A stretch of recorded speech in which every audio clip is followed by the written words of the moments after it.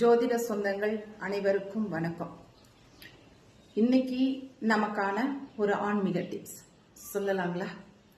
இந்த உலகத்துல மனிதர்களாக பிறந்த ஒருவரும் தன்னுடைய கருத்து ஏற்பட்டதுக்கு அப்புறம், இந்த குழந்தை பருவங்கள் மாறியதுக்கு அப்புறம் கடைபிடிக்க வேண்டிய தர்மம்னு ஒன்று இருக்குது. இந்த தர்மத்தை எல்லாருமே இன்றியமையாம பாதுகாக்கணும். அப்படிப்பட்ட தர்மம் என்னன்னு பார்க்கலாங்களா? இந்த உலகத்துல அவரவர்கள் செய்த பாவ புண்ணிய கருமாவின் அடிப்படையில எந்த இடத்துல இன்னாருக்கு மகனாகவோ மகளாகவோ மனைவியாகவோ தாயாகவோ பிள்ளையாகவோ பெண்ணாகவோ நாம பிறக்கிறோம்.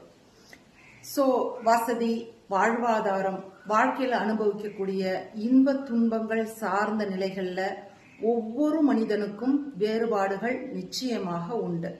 அவரவர்களுடைய குணாதிசய அடிப்படையிலான விஷயங்களையும் இது அடங்கும். சரி, இது பெரிய சப்ஜெக்ட், நாம் அதுக்குள்ள போக வேண்டாம். இப்போ ரெகுலரா எல்லா மனுஷனும் கடைபிடிக்க வேண்டிய தர்மம் என்ன சொல்லலாமா? ஒருவருடைய உடல் நலம், ஒருவருடைய மனநலம், இது ரொம்ப இம்பார்ட்டன்டானது. நீங்க இந்த உலகத்துல வாழற வரைக்குமே உடல் இயக்கம், மன இயக்கம் என்பது சீராகவும் ஆரோக்கியமானதாகவும் இருந்தாதான் நீங்க எந்த வாழ்வாதாரத்துல வாழ்ந்தாலும் அந்த வாழ்வாதாரத்துல உங்களையும் உங்களை சார்ந்தவர்களையும் நல்லபடியாக உங்களால பார்த்துக்க முடியும். கெடு பழக்க வழக்கங்களால மட்டும் உடல்நிலை கெட்டு போகாது.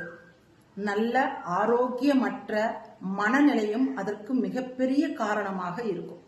அப்போ நிச்சயமாக வாழக்கூடிய வாழ்வாதாரத்துல எல்லாருக்குமே இன்ப துன்பங்கள், ஏற்ற இறக்கங்கள் சார்ந்த விஷயங்கள், நிம்மதியற்ற சூழ்நிலைகள், மறுபடியும் மகிழ்ச்சியா இருக்கக்கூடிய சுச்சுவேஷன் எல்லாம் கலந்துதான் இருக்கும். எவ்வளவு சீக்கிரம் நாம நம்மள திருப்பி ரெக்கவர் பண்ணிக்கிட்டு வரோம் அப்படிங்கிறது தான் இதுல ரொம்ப இம்பார்ட்டன்டானது. அப்போ மனசையும் உடம்பையும் எப்பவும் ஆரோக்கியமானதாகவும் உற்சாகம் மிகுந்ததாகவும் நிச்சயமாகவே வச்சுக்கிடணும். இது நமக்கு செய்துக்கக்கூடிய தர்மத்துல தலையாய கடமையாகும். நாம ஹாப்பியா வச்சுக்கிற விஷயத்துல அடுத்தவங்களை எப்பவும் துன்புறுத்தக்கூடாது. இது ரொம்ப ரொம்ப முக்கியமானது.